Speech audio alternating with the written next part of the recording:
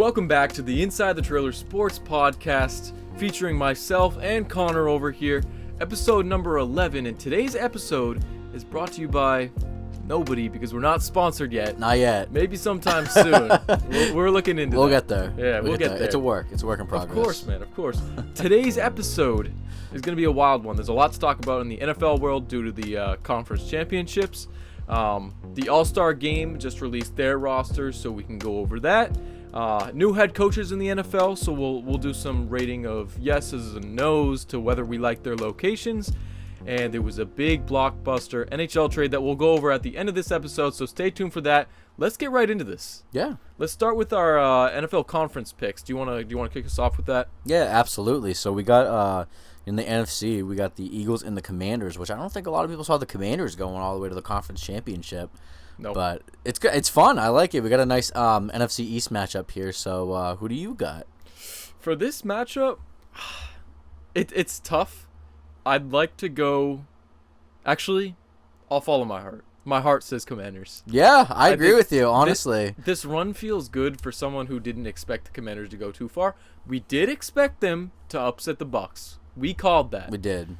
But I didn't see them beating the Lions, I didn't though. see the Lions. That one is... If they can beat the Lions, they can beat the Eagles. They can easily beat the Eagles, then, absolutely. Oh, I don't know about easily. But Not easily, but like could. if they can beat the Lions, they can definitely beat the Eagles. Though, I agree. You know what I mean? I think the Lions are a better team than the Eagles, so yeah. Why can't they beat the Eagles? Yeah, nice I don't divisional know. matchup game. I think they've been doubted, and I think they're just showing now that they're actually capable of doing all this, and Jaden Daniels might actually be him. He absolutely is. Kind of showing us right now. He is. He absolutely. He's been incredible. Like all season long, he's easily going to win Rookie of the Year. Oh yeah. Absolutely. I mean, maybe Bauer. No, that's debatable. It's going to be Daniels. It's going to be Daniels. But yeah, even in the playoffs, you know what I mean. He's a rookie, but a lot of guys have been saying he looks like a 10-year vet. Like he's absolutely incredible. He's playing like one of the best quarterbacks in the league right now. So. You know, he's making his way up there. I'm excited to see the future of Jaden Daniels. And of course. I don't know, again, hopefully maybe he goes to a Super Bowl in his rookie year. Wouldn't that be insane? Taking the Commanders, from bottom of the barrel all the way to the top. Even if they didn't win, it would be an incredible It's still absolutely incredible. That's still a win itself just to go to the Super Bowl from, bouncing back from the season that you had. Yeah. And now you have some, a lot to look forward to in the future of your franchise, and you found your guy. You absolutely did. Even if their season ends tonight, their season was a massive success, even to just go to the conference championship. Agreed. So do you have Commanders too, or are you going to say? I'm going to definitely take the Eagles. Sorry, not the Eagles, the Commanders. I'm taking the Commanders as well. Nice choice. Bills versus Chiefs. Now this one's a deeper matchup, more intense. This one's more tough. What do you got? Man, this one's tough. I think the Chiefs are probably the favorites in this, and realistically they probably will win. They just always get the better of the Bills. Yeah. But for the sake of not wanting to see a three-peat and wanting to see a more fun Super Bowl matchup, just as maybe a little biased, I'm going to take the Bills this weekend. I think the Bills finally get it done against the Chiefs, and I think they finally get over that lump of consistently just losing to them every year in the playoffs. Yep. I think this is the year they're going to take down the Chiefs. I think the Chiefs, have had a really, in terms of what they usually are, I think they've had a down year. Yep. Even, I've only have 2 losses on the season. They're still kind of had a down year for what they are, in a sense, as crazy as that sounds. I think the Bills are just a powerhouse team that are going to stomp all over them. And I think they're going to put up points. And the Chiefs have been having problems putting up points. I don't believe they've scored over 30 points once this season. Yeah, I don't think they have either, to be completely honest. They're there with the other teams at the bottom of the league, the Patriots and the I think it was the Titans. Yep. So, I mean, I'm surprised about that, and I think that will be their downfall. The Chiefs defense can probably excel they have excelled this season. The Chiefs defense has been a top defense, and that's what's kept them absolutely top of the league in winning these games, and then now they're in the position that they are now. But now you're facing an incredible offense led by Josh Allen, who put up 30 against you last time and beat you, I'd say, handedly. So I expect the same thing here to, in this game. So I'm going to also take the Bills here, and you kind of quoted it right. You might be a little biased. I might be too. Yeah. But I don't want to see the Chiefs in the Super Bowl, and I think it fits the agenda better to see Josh Allen versus Jaden Daniels, or even Jalen Hurts, but still. Right. Either way, honestly, again, in a biased term, anyone but the Chiefs, man. Anyone. How, I don't want to how see it that goes. three-peat. I really don't. But yeah, I'm gonna take the Bills. So Super Bowl matchup. I'm hoping it's gonna be. I think it's gonna be the Commanders and the Bills. And wouldn't that be fun? Be a really wouldn't fun that matchup. wouldn't be a really fun matchup? I think would like that. We'll get into that next week. I'll once we get into that, I'll drop my predictions. But Okay. Yeah. For now, it's gonna be Bills Commanders. All right. I believe good, that's man. gonna be the Super Bowl matchup. Sounds good. The NBA All-Star Game vote has officially ended. The media voted, and so did the fans. And we have our rosters up. Let's check them out, and let's talk about who was snubbed from these rosters. I mean, these snubbed players didn't necessarily miss out on the game, but they missed out on being a starter. Yeah.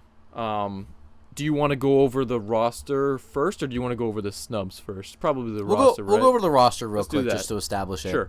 Yeah. So in the West, we're gonna have we got KD, we got Braun, we got KD, Braun, Yep. Shea, Curry, Jokic.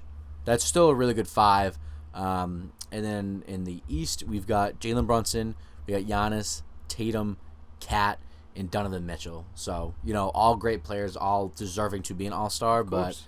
I think there's a couple of them that could have been debated, and we had it a little different. But one that really stands out to me the most is easily LaMelo Ball. Being a snub? He absolutely got snubbed. Yeah. LaMelo Ball, I think, is fourth. Correct me if I'm wrong. He might be fourth in the league in points per game. It might have been just guards, but I think it's points per game and then just the entire league. He's averaging 29 a game. He's absolutely been incredible this season. He's absolutely worthy of being an all-star starter, and unfortunately, he didn't get it. Yeah. He'll still be at the all-star game. They're still going to absolutely get him in, but Oh, yeah. I think it's a shame that he didn't get it. As a starter, yeah. As a starter, I think part of it is because the Hornets just have been so bad. I was going to say that. I think it's kind of why. I think the Hornets have been bad, even with LaMelo being so good, and I think they took into account team success, and that's where Donovan Mitchell comes in, where they're the one seed in the East, and that's where Jalen Brunson comes in because the Knicks have been a really good team as well. Yeah. And again, both deserving of an all-star. Don't get me wrong, but I don't know. I think LaMelo, in my opinion, was snubbed and should have been an all-star starter. Who would that have been over? That one's tough. I don't know if it would have. Brunson. I probably would have said Brunson too. Yeah. I probably would have said he's over Brunson, just because Donovan Mitchell, again, like we said with the success of teams, he's been leading that team to the one seed. So, I would probably go Donovan and LaMelo, but LaMelo absolutely got snubbed. I think that's the biggest one. There's still a couple more I think potentially got snubbed. Yeah, I just think for LaMelo, it comes as a surprise to me seeing the fans vote him as. I think he was number one in fan voting for guards. Yeah. So that comes off as a surprise that we're not seeing him as a starter. I think it was supposed to be a 50-50 split between the fans and the media also voted him third, so I'm a little bit confused. I don't know how that works. I don't know how it works, but still. I think they skew it a little bit where they tell you, fans get this much voting, but they really don't. Who knows, I don't know, because man. if that's the case, man, there's no way LaMelo wasn't going to be an all-star starter. Well, that's where the this weirdness comes from. Why is he not a starter? But I don't know. I do think he'll get a lot of minutes. He might split time. Yeah. To be completely honest, he might just split time in the All-Star game. Yeah. Just because they're starting the game doesn't mean that they're actually going to play more time than LaMelo. Right, no, definitely not. They're just going to throw everyone out there. It's the All-Star weekend. They're there to have fun. Yeah. I mean, they're going to be there to compete for charities and stuff, but It's just still worth noting that. Yeah. Another player that I think got snubbed, another one that we had in our picks, Cade Cunningham. What do you think about that? I agree too. I mean, again, it comes down to like Jalen Brunson or Donovan Mitchell. Which one would he have gone over? If we had LaMelo, I think, like we said, it was LaMelo and Cade. I do believe that Cade has been snubbed, but I can get it again where the Knicks and the Cavs are a better team. But the Pistons are a better team than the Hornets, though. So I guess if you want to put it like that, but Cade's been leaving the Pistons to change it around. Again, like I said a lot, like last week. I think at this time of the season, the Pistons probably only had 3 or 4 wins, and I believe at this point still they're currently above 500. So not the Knicks. The Pistons have been turning around a little bit. Yep. Cade's been absolutely a huge Big reason factor because of probably that. The most influential. Absolutely, he is, and he's been turning around this season. He's been absolutely incredible, showing why he was deserved to be the number 1 overall pick, and why he's one of the top guards in the league. It seems a little bit less surprising than LaMelo. Yeah. For this one, like, I can understand why Cade wasn't picked. Sure. But LaMelo, not to keep beating a dead horse, Right. but there's no way LaMelo shouldn't have made that. But Yeah. I think Cade should have made it, but I can understand why he didn't get picked. But yeah, I think Cade is worth of the snub tag. Yeah, I agree. And lastly, one other snub that I think we can both agree on: the big man, Wemby. Yeah. Right? I mean, I don't think we had him in ours, right? I don't believe so. Because I think it was just too. We ended up. It was hard to debate it. We ended up going with Yes. Anthony Davis because realistically, we thought, AD was gonna make it because of just like the star power tax and you know what I Right. mean. Like he was just gonna get it because he's been in the league so much longer. He's more established. But it still happened with the All-Star starters. It just wasn't Anthony Davis. It was just LeBron. He's another snub too. Yeah, Technically, yeah. If you want to go by that, so Yeah. Anthony Davis and Wemby, but some of these articles have been saying that they believe Wemby is worthy of being snubbed. I would agree with that. Yeah. I would agree with that. I don't think LeBron should have been a starter. No. I understand why because it's LeBron James, but Yeah. I mean, he's an all-star. I wouldn't say he's an all-star starter at this point, in his career.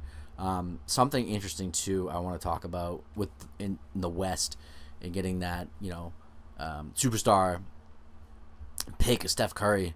I mean, it's not that Steph Curry isn't a bad season, but are we calling him all-star starter worthy? You know what I mean?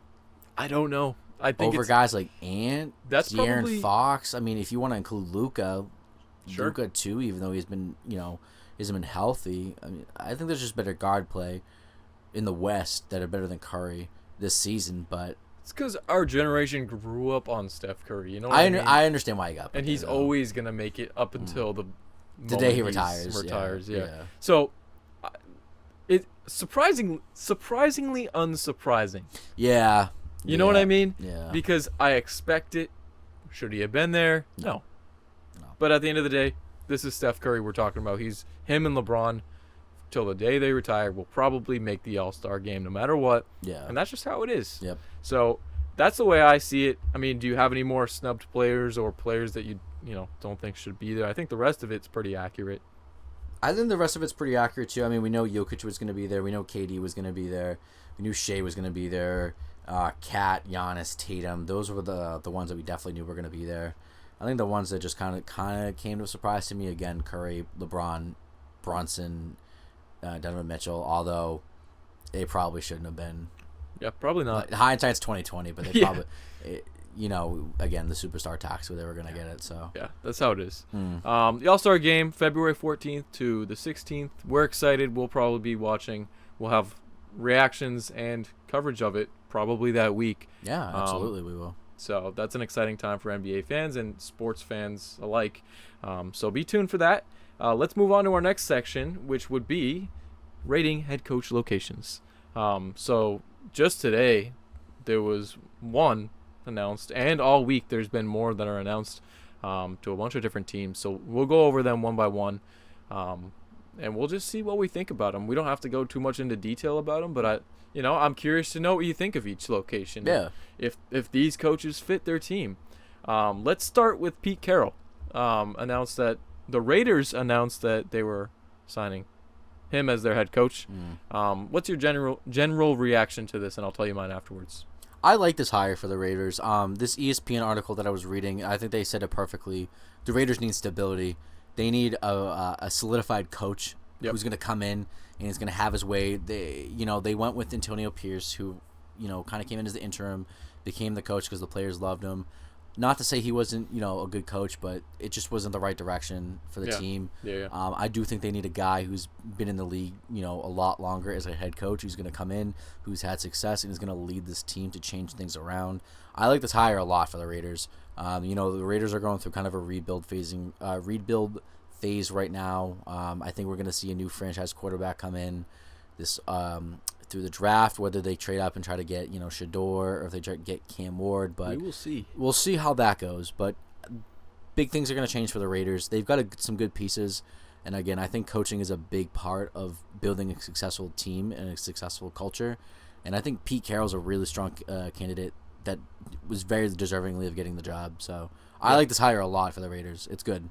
I like the word that you used, stability. Now, there's other teams on this list that don't necessarily need stability, but when you're a team like the Raiders who are constantly on and off, just like a different team every year, can't find a consistent quarterback. The last one was Derek Carr, and he was kind of, average at best, mid. And you're coming in and out with good wide receivers, and then they're leaving years afterwards. You're not like finishing top of the league each year. No. If you want to do something with your team, you need a coach it starts with the coach. It starts with a coach who can give you stability, one who is a proven vet and can give you that experience. And I think that's why the Pete Carroll hire makes a lot of sense to me, and that's why I also like it. I don't think it'll make the Raiders crazy good. No, but I think it's going to help them, though. It'll help them. It'll help them. It definitely will help them. Yeah. I think something that's gotten brought up online, too, is the question of his age. He's 74, or he's turning 74 this year, but, I mean, I think, age comes wisdom, too. And, again, he's only on the sideline. He's not out on the field. I think Pete Carroll's, a really smart coach. He's a Super Bowl winning coach. I think he can bring a lot of great knowledge and help to this team. Again, he's not going to be there forever, again, like you bring up the age, but at this point, you just need to kind of turn around the franchise. And I think you can kind of bring in, maybe you can kind of develop who the future of your coaching is going to be through your coaching staff as well. The Patriots kind of tried doing it with Mayo, where they kind of knew he was going to be a successor.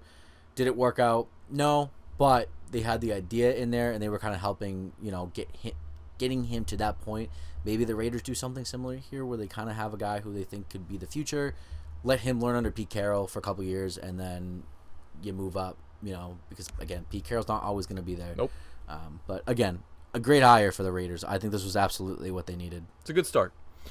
Liam Cohen takes the head coach position for the Jags. Now, I don't think this was technically fully announced, but it's like 99% that he's the coach. And if by the time this episode is out, he actually is, well, then we're still talking about it either way. Yeah. But it's like pretty much confirmed that he's the coach of the Jags.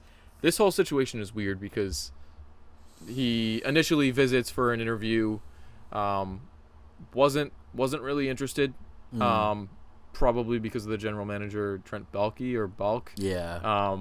Goes back to the Buccaneers. The Buccaneers are prepared to give him money. The Jaguars say, "Hold on, we messed up." After interviewing Robert Saleh, realizing that Liam Cohen might actually be the guy that they want, they fire their general manager, which is weird. They should have just done it in the beginning. They should have just done it in the beginning. This dude Liam Cohen sneaks out. What would you call it? He backed out of his deal with the Bucs, I guess. So, yeah, they were gonna throw him a bag. When you avoid part of the contract. Coaches. Yeah, he jumped that one. And yeah, like you said, interviews the second time, and he lies to the Bucs and says he's sick. He's home with his sick kid, or then going to the doctors with his kid, and he just doesn't like. I understand you're literally avoiding the contract, but it's so awkward, and it's a bad look for him. It's a bad look. It's a bad look for him because, again, you were gonna maybe get the job, and then you said no because the general manager was still there. Yeah. You go back to the Bucs, tell them verbally you're gonna take the deal. They fire their guy, the general manager, and now you're like, oh, okay, never mind. Maybe I will actually go take this job if y'all offer it to me. But that's what happened here. Yeah. Again, kind of a bizarre one. Kind of a bizarre one. I think the Jags potentially may have screwed themselves. I think maybe they could have gotten someone better if they had fired the general manager a little earlier. I think they would have been, maybe in better contention for like Ben Johnson, maybe Pete Carroll again. Although I think Pete Carroll maybe fit the Raiders' timeline maybe a little bit better. But again, I think the Jags should have fired the GM a lot earlier. Liam Cohen, has led the Bucs, to a good season scoring wise. Baker Mayfield had a really good year this year. Yep. And the offense was producing some points. So, he's led that team. It's going to be interesting to see how he can do that as a head coach with the Jags. I think the Jags have a couple good pieces all around, but the past couple of years they've been really bad.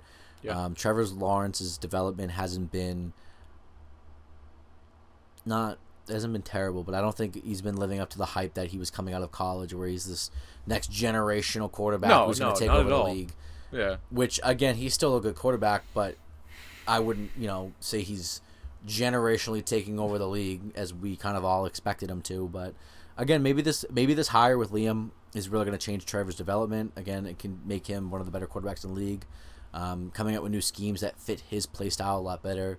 Again, like I said, they've got a couple good pieces around Trevor. They just need to keep building that. And I think this draft and this offseason is going to be big for them. Yeah. So hopefully now with a new general manager, there's going to be, better decision making to go forward and build a better team instead of being so just stagnant in bottom of the league. Yeah. So, and I would agree with you. I think I like the decision, but if there was kind of like a meter, it'd be just a little bit behind fully good decision, because you could have had Ben Johnson, to be completely honest. And potentially could, you potentially could have, yeah.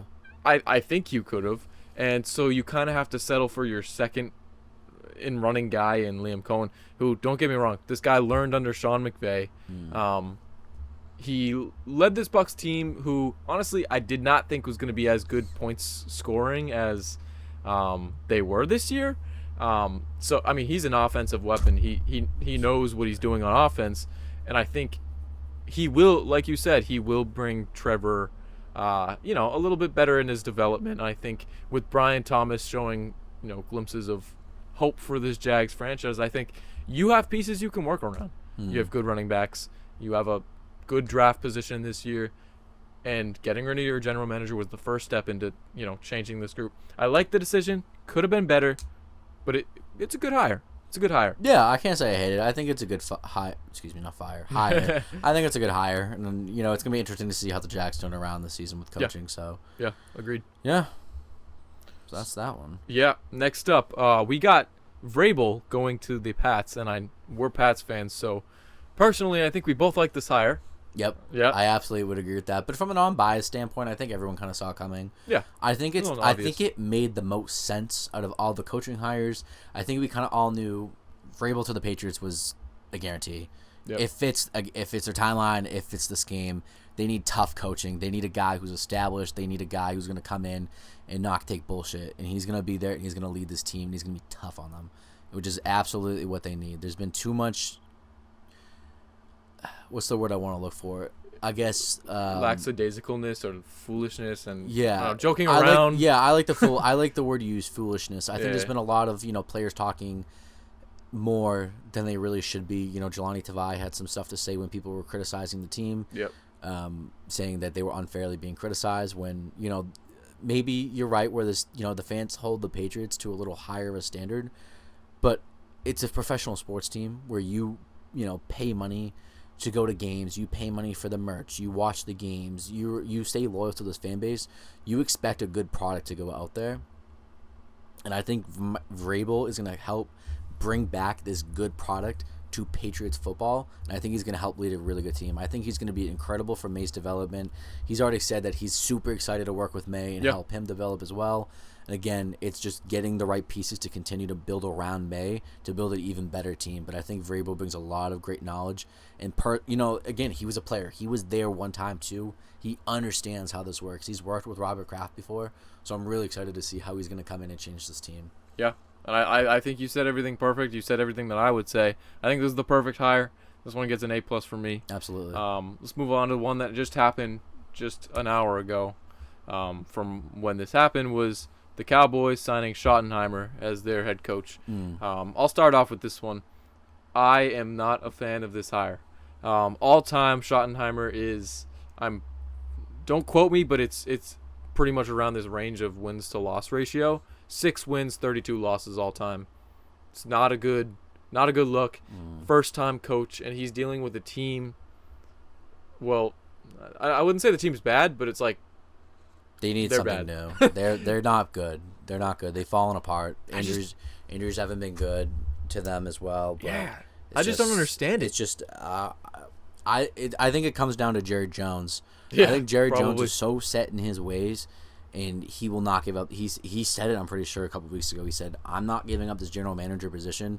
I'm going to do this till the day I freaking die," because he's that set in his ways, thinks that he knows the best, when, to be honest with you, if he thinks he knows the best for Cowboys football and what can be done to be better, I think he needs to give up that role, and I think he needs to go get someone who's just anyone, honestly. Just anyone. Yeah. I think they need to go out and get someone better.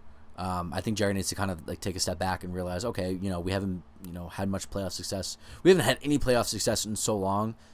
Something needs to change, and I think again it comes down to the front office. Yeah. About making decisions on re-signing guys and who's coming in, who's leaving, and I think it comes down to Jerry. I think Jerry's so set in his ways. I agree. But I agree with you. I'm not a huge fan on this hiring.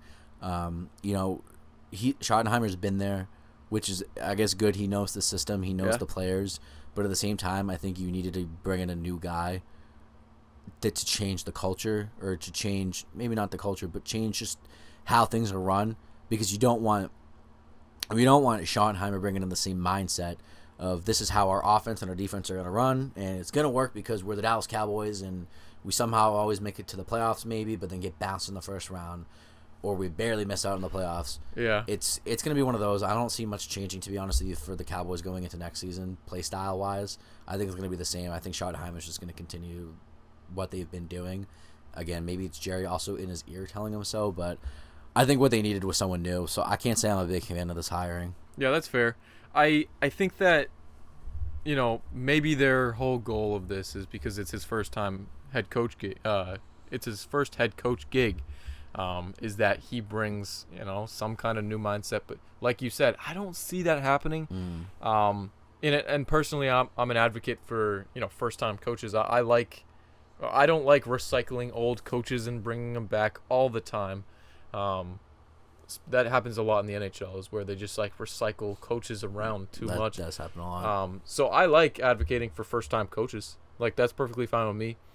When it happens to be a team who's on the lower end, I don't like it. Because that's when I think you most of the time need someone who's a vet and who's completely different than the style of play that you've been having. So to bring someone in that you are you kind of used to, but is also doing this for the first time, this just reeks of the exact same Gerard Mayo situation. I expect the Cowboys to be bad next year. Pretty bad. I agree with you. I do. I really do. Yeah. And they've got good talent, and I think, again, going back to it and why the hire's not good, I think part of it is because they have talent. They've got Dak Prescott. They've got CeeDee Lamb. Talent. They've got some talent on the team. They've got Turpin. They've got Micah Parsons. Sure, yeah. They've got Trayvon Diggs. You know what I mean? They've got guys who are good. I just meant for Dak. You said talent, and they said Dak, and I was like, well, Dak is good. He's still good. You know what I mean? He's not terrible. He's still your franchise quarterback at the end of the day. Yeah. But again, I think you needed someone that was going to boost that team back into the playoffs. Yeah. Is Schottenheimer necessarily going to do that? We don't know, but I think you needed to get a more established coach who's been there as a head coach in the league. Someone, again, maybe like Pete Carroll, you could have made a better push for, but I don't know. I don't know. I don't know. I don't know what the Cowboys are thinking, but we'll find out if that works out for them or not. I'm just going to have a feeling that it's not going to. Yeah, probably not. And I just thought of one off the top of my head because we didn't even write this down. Ben Johnson to the Bears, right? Yeah, we didn't. Yeah, we just kind of jumped over that, I guess. Let's go over that real quick. Great hire for the Bears, honestly. Yeah. I think that's a great hire. We've seen the success that Ben Johnson's helped lead the Lions to in his couple years, as the offensive coordinator.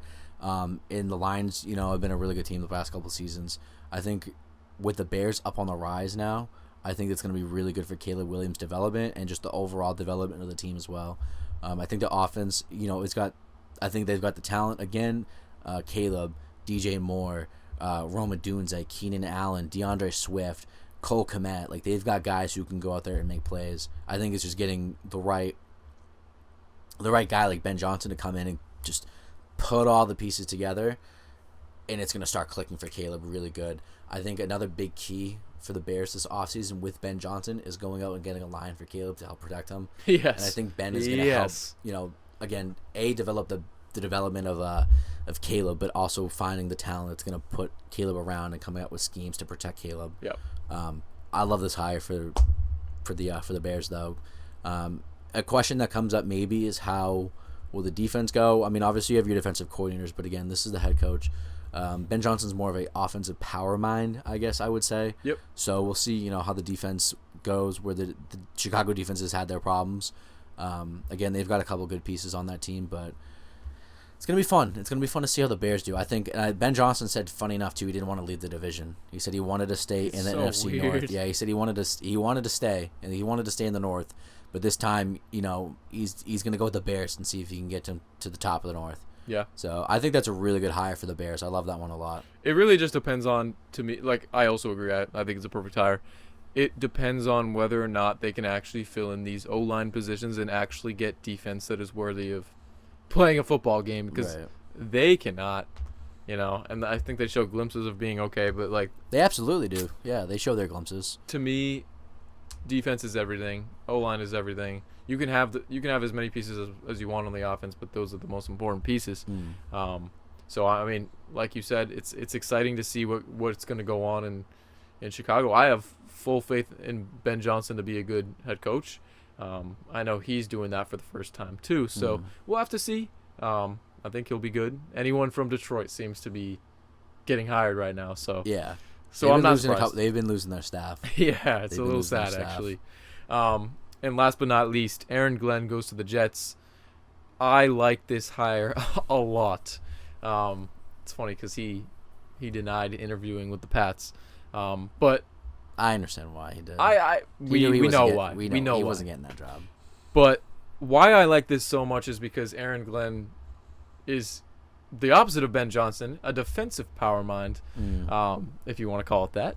And he, the defense was for the first half of the season before they were injured, really, really good. And even he was working with some backups and third string players. Yeah. And they were still doing pretty good. Doesn't really show on playoffs, but either way, he was working with what he had, which is not too much. Late in the later half of the season. Now he goes to the Jets, who already have, I would say, an established pretty good defense. They fell off a little bit this year, but still, they got the pieces there. They got Sauce Gardner for one, and I think that's someone you can really, really work around. And now they bring in Aaron Glenn as a defensive-minded coach. I like this a lot. What do you think? I like Aaron Glenn. I think Aaron Glenn's good. Like you said, he brings in a great defensive scheme, defensive mindset to the team that could be very helpful.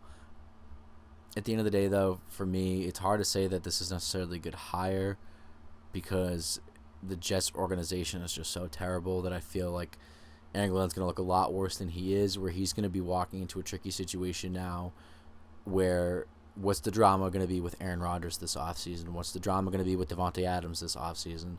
What's the drama going to be with the front office this offseason going into the draft?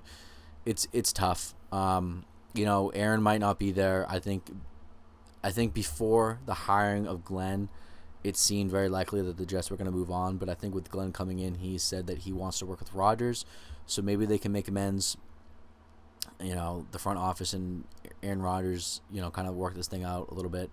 And Rodgers wants to stay. You know what I mean? I think he probably wants out. I think Adams wants out if Rodgers is out. Yeah. So maybe you can kind of convince them to come back and play again, at least another season.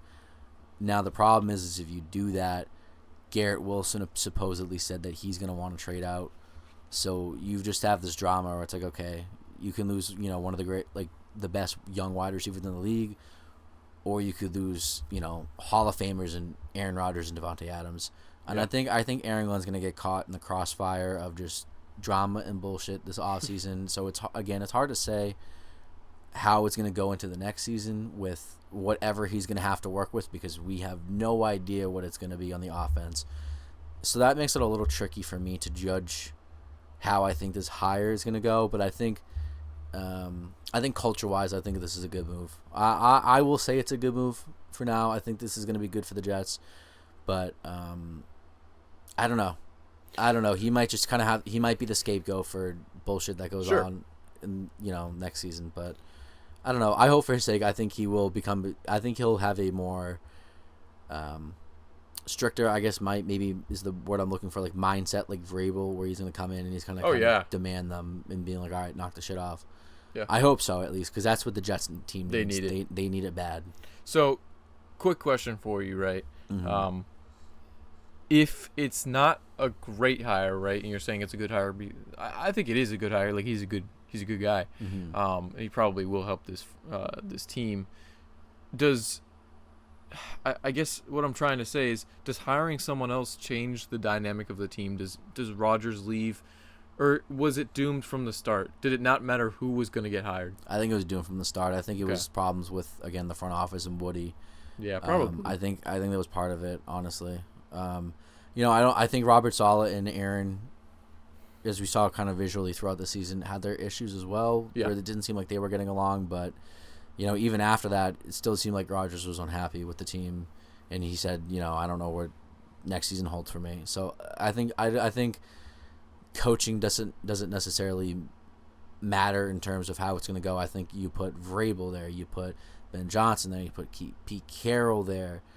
Maybe they would do better with that, but I still don't think they would have turned things around super quickly with all the stuff that's been going on. So that's valid. I don't know. The Jets kind of a tricky offseason in their hands to kind of decide what's going on, but I don't know. Do they move on from Rodgers? Do they not?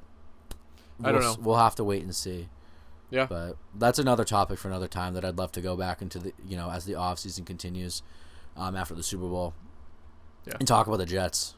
We talked about them, too much this season. We have talked about them too much this season, but I'd love to go back and kind of talk about the future of Aaron Rodgers and Devontae Adams and the future of the Jets, even though we've kind of already beat that horse a little bit. But I'd love to go back to it because it's a new season. But yeah, I expect there to be a lot more trades, moves being done with this team.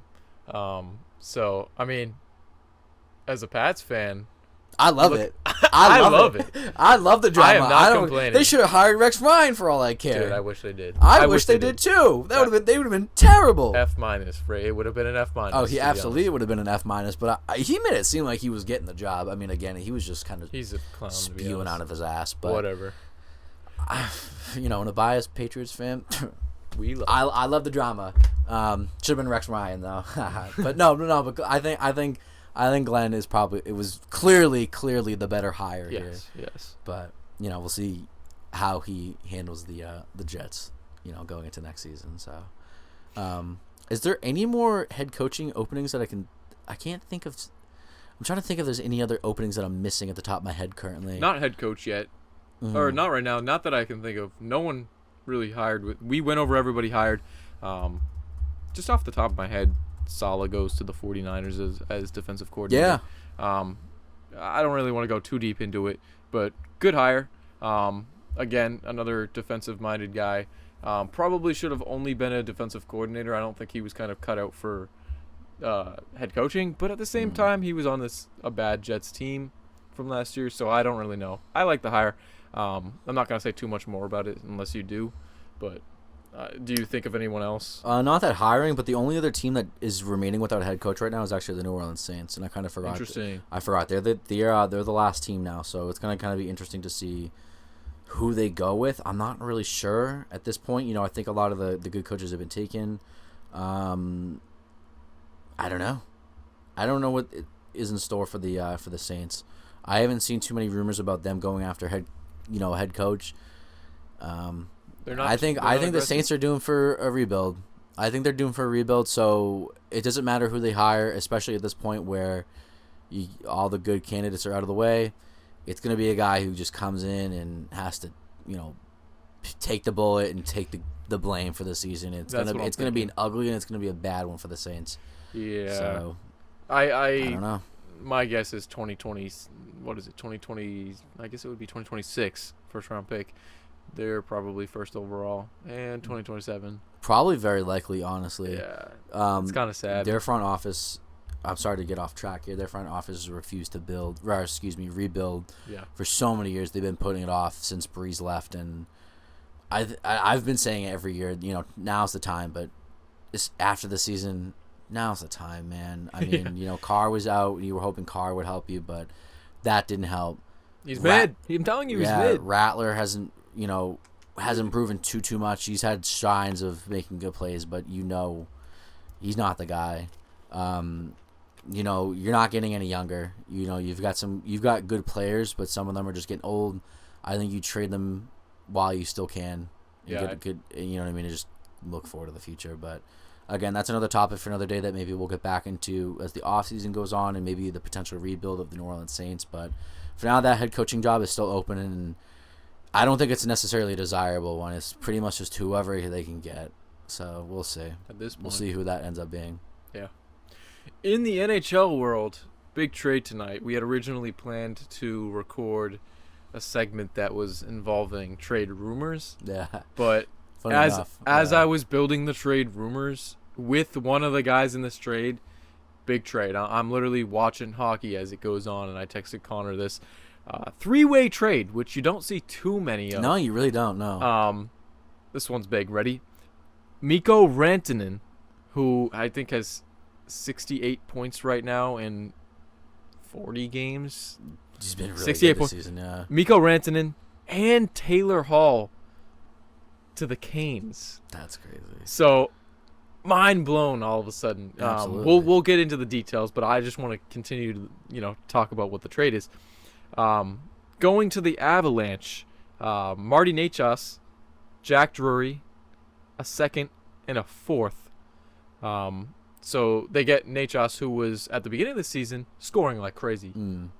I think he was first in the league in points at one point. He's currently, not anymore because he left, but he was leading the team in goals or points, either one. So they get a piece back, and the third team involved in this is the Blackhawks, and they retain 50% of Mikko Rantanen and get a third in the process, but also lose Taylor Hall.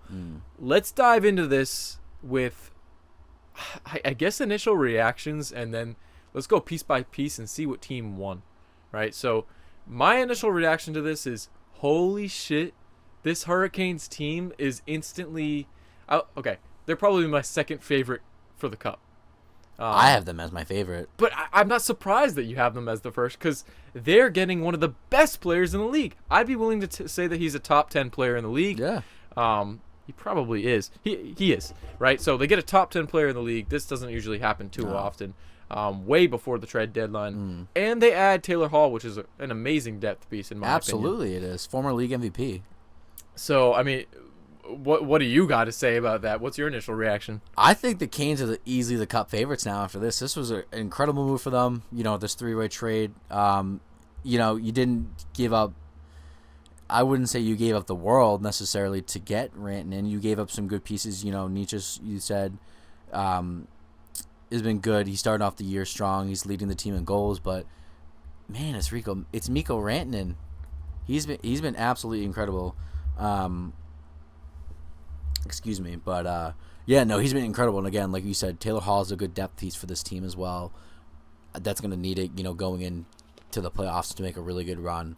I think the Canes win this. I think the Avs get some good value back. And definitely, yeah. I think they still get some good value back, so I can't necessarily say that they got screwed. The Blackhawks, however, I can understand maybe why they did this. They're kind of in a rebuilding young mode now. They've got Connor Bedard to look forward to in the future, but getting rid of Taylor Hall, who it was a healthy scratch at points throughout the season. He's not getting any younger. And I think you just kind of needed to dump his salary. So, you dump him back to the Canes. You get your third-round pick back that you traded to the Canes, which is going to be a good third-round pick because, you're a bad team. And they take 50% of Rantanen's salary, which, again, was probably made to make this facilitate the trade. Yeah. So. Oh, yeah. And to be honest, they took half of Rantanen's contract, so what was it, 9.25? So you divide that, so 4.56 something like that. I don't know. I can't necessarily hate on that. I don't think the Blackhawks gain too much. No, they don't get fleeced. They just get their third round pick back and they move on with their day. They dump Taylor Hall and call it a day too. So that's fine. You're still going to be bad. You're not doing anything to really help necessarily improve your team, but right. To me, I think you're not getting any worse by doing that. No, you're not. Yeah.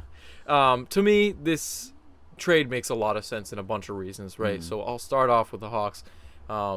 them retaining salary, right? And as I'm looking at how much of a cap hit they have right now, they're only $3 million under the cap, which is, I thought they were a lot lower. I thought they were closer to the cap floor. Yeah. And that's why they were doing this. But actually, the more you look into it, they know they're not going to compete this year. They get rid of one of their pieces and still get some valuable draft pick back in a third. Yeah. I couldn't see him getting any more than that. So you got him at the right time, right? You got that pick back. You taking cap, to me, is just more like, yep, we're not at the deadline. We're going to be a seller. Yep. So we want to offload as much money as possible and still be over the cap floor. Yep. So you're basically saying you're a seller. We knew this. Yep. But it's like now in official writing. Yep. Then you move on to the Avalanche, who lose Rantanen, and all week there's been battles and disputes between Rantanen not want to re-sign, the agent and Rantanen cannot agree on like a contract price, and obviously the team not gonna be able to give them $14 million because they have to pay Cale Makar and they have to pay Nathan McKinnon. Yeah. And who knows about Landeskog, who hasn't played in 2 years, if he'll be back. Right. They have so much. They have a wealth in players, but they don't have a wealth in money, unfortunately, in the NHL.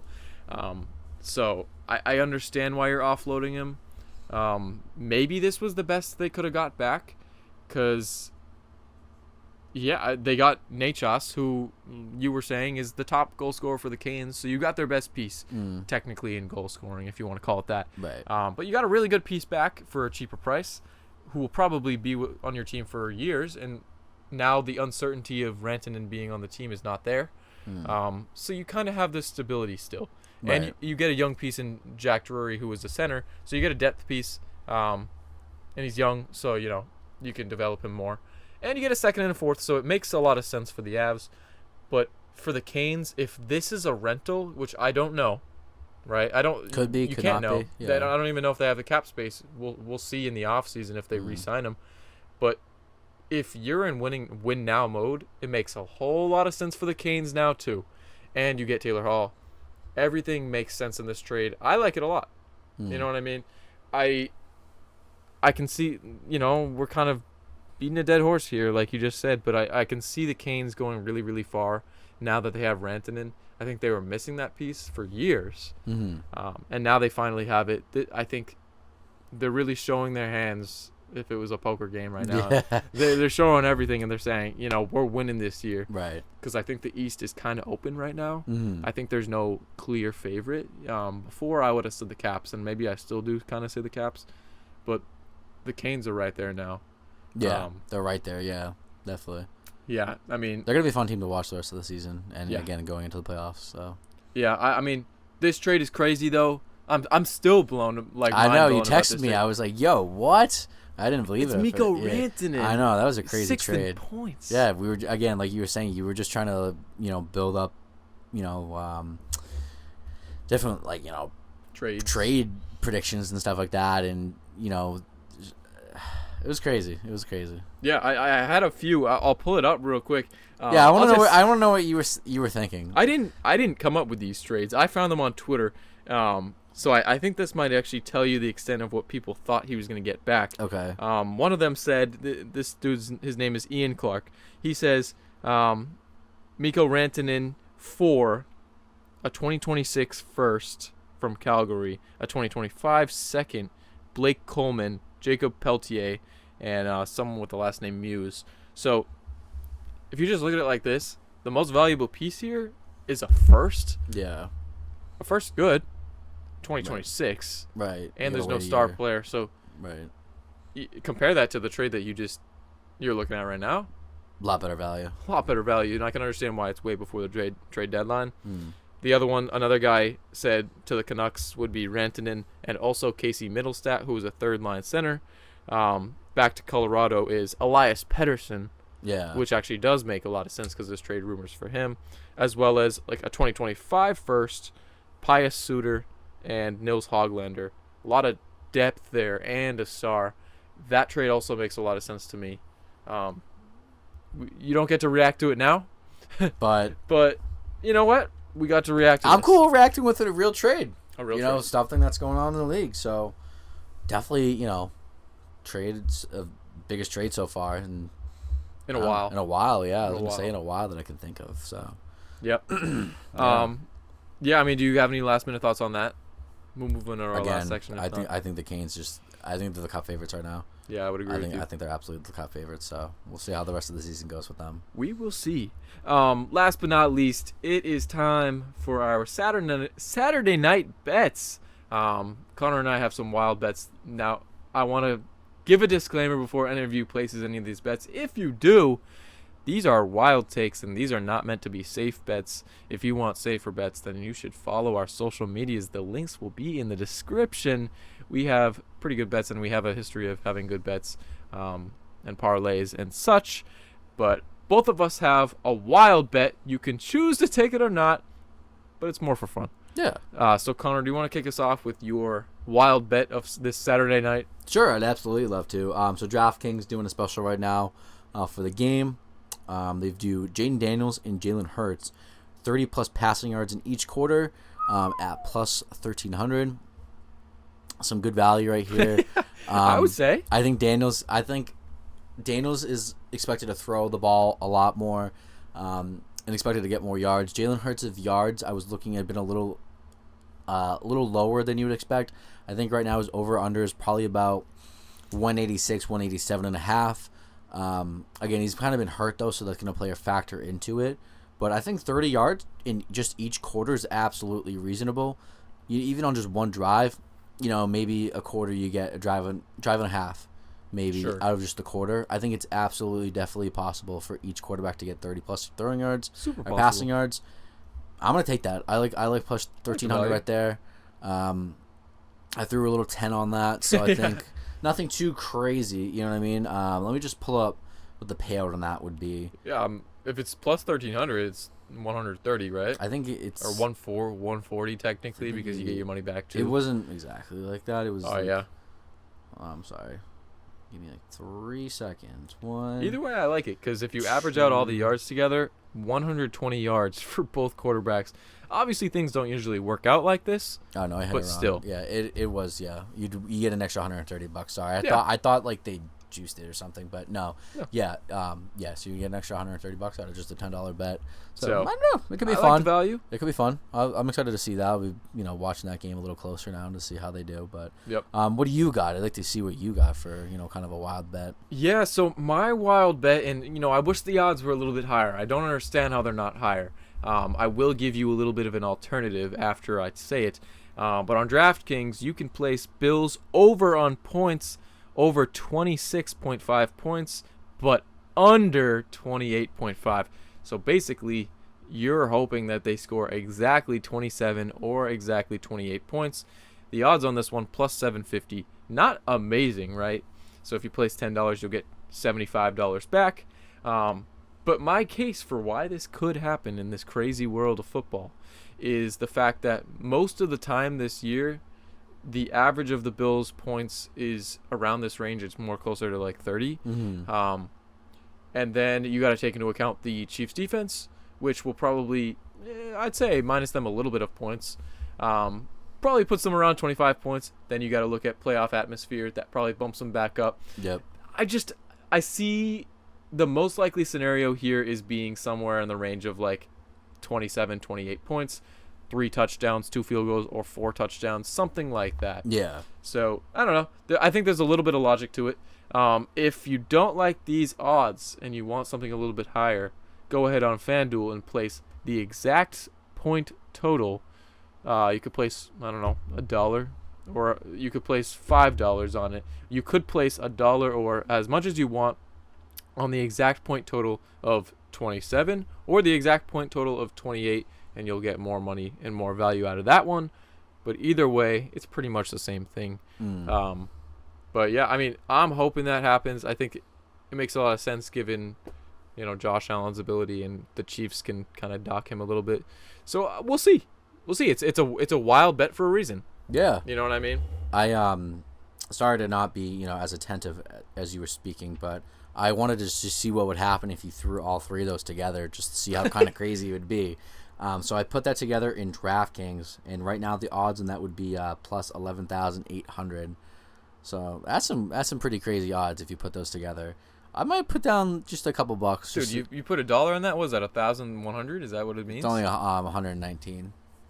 For $1? For $1? For $1. That's all right. Not gonna lie, that's kind of insane. It is kind of insane. I feel like the value, like even if it's just $1, it still sounds insane to only get $100, Right. 119 out of guessing the total score exactly, as well as the deal of Daniels and Hurts getting 30 plus each. You never know what's gonna happen in a quarter. So that sounds a little bit insane to me, but still sounds pretty good. It's a long shot. I just put $1 on it. I just punched that in. Why not? It's $1 to 119. Why not? Could be a donation, but who cares? Or 118. I'm sorry, extra 118. Either way, but man. Again, yeah, that's crazy. Why not? Let's see what happens. Let's let it ride, and again, see what happens. But I'm excited for the playoffs this weekend. It's gonna be fun. It's gonna be fun. Too. We're gonna see who goes to the Super Bowl. Yeah. So I'm excited. Me too. Super Bowl season's here. Is great. It's the best time of the year. There's all these trades. There's all these off-season moves, and obviously Super Bowl. Everything's awesome. February is gonna be a good month for sports. It's gonna be a really good month March for sports. Too. March too. Yeah, absolutely. So we got some good times coming up. I agree. So it's been a wild week. A lot of stuff going on, and the content is only gonna get better. If you were not already subscribed, be sure to subscribe and like and comment down below what your favorite part of the video was. Maybe I don't know what your favorite candy is, because I'm a candy fiend over here. I don't know. Just comment something. Get our engagement up. We're trying to reach new audiences. And obviously, if you're looking for more content instead of just straight podcast material or episodes, go ahead and follow our socials that are linked in the description. We post content as much as we can, but we have our own lives, of course. But we're just over here trying to have fun. Do you have any last words for the viewers at home? Yeah, I mean, the last episode we were worried about TikTok getting shut down. Yeah, and it's back. It's back. For now. I mean, the ban got paused. They're gonna reevaluate that in the coming months, but for now, TikTok's back. I think it looks like it's probably going to stay, which is awesome. It's great for us and our platform. We did start a Twitter though, just to be safe. It's at Inside Trailer. Go check that out as well. Trying to post on there more often as well, and just be a little more personable with our audience as well. So check that out. Again, check the Instagram out. Check the TikTok out.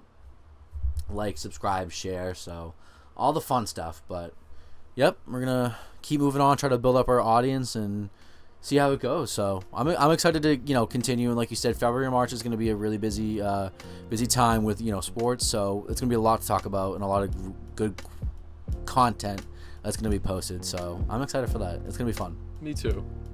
All right. Well, if you enjoyed this episode, do everything that we just said for the last minute and a half. And we will see you in the next episode on episode number 12. We'll see you guys later.